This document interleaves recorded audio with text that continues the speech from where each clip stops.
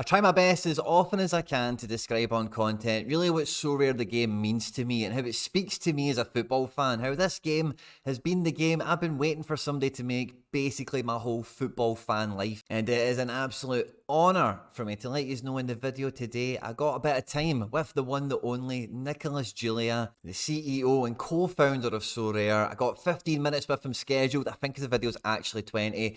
I had a great time with Nicolas, managed to just ask him some questions that, I was just really interested to ask him, trying to find out a little bit more about him and maybe the inner workings of the company. And then I took some community questions from you guys in the FC Barcelona community. Thanks again to Nicolas for taking time out of your busy schedule to come and hang out with us and answer some questions. It really does mean a lot. And thanks to everyone at Sorare for all the support that we receive here on the Quinny 3001 channel. It really does mean a lot. And thanks again for everything. I hope you enjoyed the video today. Please do drop a comment down below and let me know what you think of the chat with me and Nicolas. And at any point in the video, if you do laugh, you learn, you like something or whatever, please do hit the like button on this one and subscribe. We are pushing for 10,000 subscribers and we cannot do that without your support.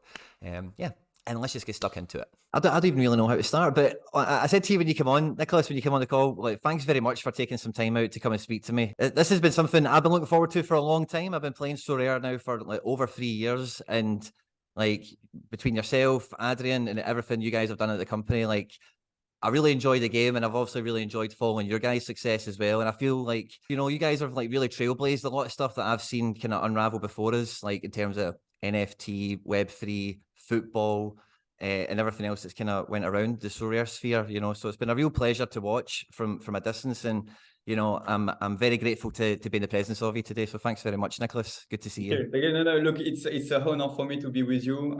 You're a community legend. You make me laugh a lot, and I've been enjoying your content for a very long time. So it's a real pleasure to have this chat with you today. And I hope you and your community is going to enjoy. Yeah, no, thanks very much. I've got some questions that I had lined up because I've listened to you, Nicolas, on Twitter Spaces, podcasts, live streams, lots of places over the last 3 years. And I thought there's some questions that I would always just want to ask that I never hear come up. Everything's always about roadmaps and what you're going to do about this and just, whatever else.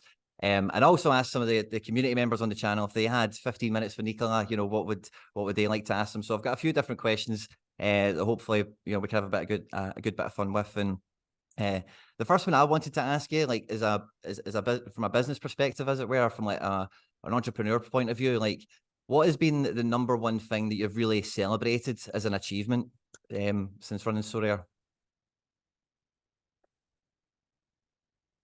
It's a very good question because we are not very good at celebrating internally. Like, we have, always ambitious goals, and, one goal is always chasing the other one. And so, and we really spend, we are always demanding, and we always see like the improvements when we launch something or do something, and listen a lot to the community and try to improve. But, I think we're in a business where we have exclusive deals with the top leagues in the world, NBA, the Premier League, and all that. And that's the prerequisite, right? Like to have your product. And we are very lucky now to have all these partners, hundreds of partners, and to have very long-term deals. And it was very long and very hard to get them on board. And, some of them, like the Premier League, if you look at their partnership portfolio, they have, I don't know, maybe 7 or 8 partners globally, so it's, and they are not innovative companies in general. They are more like the big guys and so on. And so, yeah, it has been very long, very tough to get down. So I think some of maybe like the best memories or some of the celebrations we had were about, like getting the first one. So I have like a very vivid memories about, shaking the hands with the CEO of the Belgian League, and getting to this fun partnership because, I came building this company with a network in the football industry. So everything was, writing to an intern on LinkedIn and, building the network from the ground, right? Like from nothing. And so that first one was a big one. And then as a football fan, the Premier League, of course, has always been like, like it's today, like, I think the one that has been the last also, like, to be a partner. So so these are like very important memories. Then the other bucket of very close to my heart memories are product and community, like the first count that you sell, the first bid on a count, and like, seeing your product, your kind of baby come to life. I think it's really something very strong. And then it's like I think about our evolution in the coming years and even coming decades. Are lots of different burns, because we're gonna look very different 1 year, 2 years, 5 years from here, with new game modes, with new features, with new products, and every time like we do something new, it's also like a very strong memory. Like when we launch a new sport, I also told that we gonna launch a new game mode that's gonna be mobile first and social first in a couple of months, and that's also something very important for the company. And so we have like many more plans to come, and I think that's that's close to my heart, of course. So yeah, I can of course like talk hours about all this, but I think that's what comes to mind first. Yeah. It's clear to see, like, one of the things I strongly identify with yourselves and Sorare is that you are, like, clearly, like, football fans. And I can imagine, obviously, I make videos and stuff like that, so I'm not too far away from it. But that being your day-to-day job, being a real passion project, it's something that, is really fun. And, like, for me, I think only someone that would really enjoy playing Sorare could create Sorare. And obviously, you've not been playing it, but I don't know if many other people found you, Nico, but you did play Global Cup. You did have a team in the draft mode. I found you on a leaderboard somewhere, and I tried to go and find you before this today to see what you were up to with comment cards and stuff, but it was gone. So, how did you get on in the Global Cup? And are you back at it with Sorare? Are you playing yourself? So on the Global Cup, I think I was doing very well for the first 2 or 3 fixtures, and then I did the Sorare thing. Like I built my lineup 1 minute too late, and I totally fucked up everything. So I was very, very angry against myself at this moment. But generally speaking, I can give you like kind of an exclusive, a Quinny exclusive, which is like we have been working very hard the last couple of months to make sure that at least the employees working on the product can play with the product, which has been something that I think was hurting us in terms of product development. And so it's not public yet, and there's still like a couple of things to finalize, but we're going to release this policy, of course, in a transparent way, with the community. But I think that is something that is done the right way, be to the benefit of everyone, the community first. Of course. Yeah. Yeah. And like I said, it's been very clear that every time I see the moves that Sorare's made, like, I always think he's doing very good, like, as a company, for what that's worth. And in terms of like the core part of the company has been about fans, clubs, the game, everything.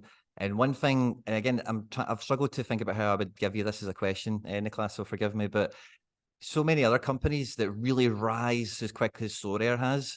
Yeah. And in my opinion, just as like a member of the population, what happens to a lot of those companies is like the guy that's running the show becomes the face of it, becomes the company, becomes the center of the show. I don't feel that's really the case with Sorare, if you know what I mean. And I think he's done a great job at keeping the company about the company, if you get me. I guess I wouldn't say is that something you've struggled with necessarily, if you know what I mean. But in terms of as the company's grown, I suppose keeping, I guess, maybe that seed, is that been something that's been hard or easy, or as I say that's No, I think like as a CEO of a company that is growing like Sorare and going through different stages, I think that you need to be in a growth mindset and kind of reinvent yourself or your job very often, because what is needed to bring the companies from 0 to 1 is very different from what is needed to bring it from where it is today to like millions of managers playing on a daily basis on the platform, right? So I think you need to have this humility to to grow and to learn what you don't know. I think that's number one, but I think you need to do that by sticking to a couple of core company values that gonna remain over time. And so we have a couple of them. The first one is to build with the fans and for the fans, which means we want to be close to the fans, to the community members, talk to them very often, react, be authentic in the way we engage, be authentic in the way we talk about the product. And so of course when growing, sometimes you forget a little bit, and so I course correct every time I'm seeing things like that are not going. And so yesterday we released the 3D counts. We made a long article explaining the thought process behind the design, and so that's exactly like I want more of this, like sharing in a very direct and transparent way, like why we are doing things and so on. So yes, there's company values like moving fast, like building with the fans for the fans and so on, like that. That's like you need to have that as a foundation for you to grow. So I don't know if that answered your question, but happy to Yeah. No, that wasn't so much of a question, so much of an answer. It's perfect, so I think we've just about handled that. Probably stuff most people are probably tuning in to listen to this. I had a lot of questions come out from community members, and they were much more into the nitty-gritty of things that are going on and all that good stuff as usual. Let's go. Yeah, there was about 3 or 4 that were in the licensing category. Okay, so the first kind of raft of questions is like cards that we've seen leave the licensing page, Porto, Benfica, River, Boca, some of these guys. Is that something permanent, unexpected, something that will be rectified soon? Can you give us anything on those clubs that have kind of been flipping around recently? Of course. So I'm gonna answer with 2 different points. Number one, like the ambition to get all the top leagues in the world, football and all the top leagues in the world of sports in general, like remain absolutely the same, and we are committed to that. So that's the first part of the answer. And we are not where we want to be yet. We are close, but we are not there yet. The second part of the answer is when you look at all the popular sports video game, you never get 100% coverage, right? Like, and even for the bigger ones, like you always have holes, and you have them for a variety of reasons. And sometimes you cannot, you have aspirations from the partners that are different from what you can do from a wise company standpoint. And so you think about the long term, and so you say, okay, like maybe it's best to wait. And so sometimes like some conversations take longer than others. But I think in the coming weeks and months, we're gonna unlock a couple of things in terms of small holes that we're missing. The team is working very hard on this. I think it took some time for some partners in this market to realize that like the kind of hysteria that we have seen in 21 was not sustainable, and so to be very direct, like also sometimes some of them had expectations that were like in 21 when it's a bit different. And so but no, we are seeing like most of the partners coming to the reality, which is, yes, the space is going to be massive. It's the future of gaming, like gamers owning their items and so on. But as for any radical innovation, like you have big spikes and then it settles and then it grows again, right? So and so I think that explains also like this situation. But one other thing to kind of round off licensing was just, and again, I think you maybe touched on it, but would we expect to see, like we're talking about little gaps getting filled out? Are we talking about maybe new licenses are going to be coming within these kind of regions that we've mentioned this season?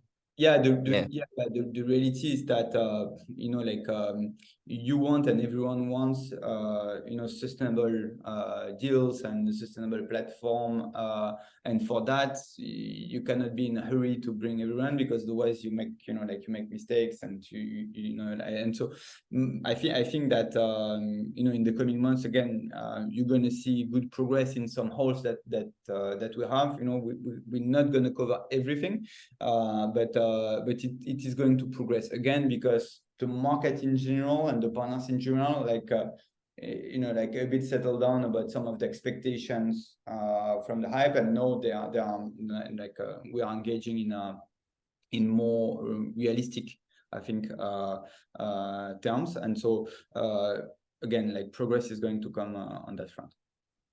Magic.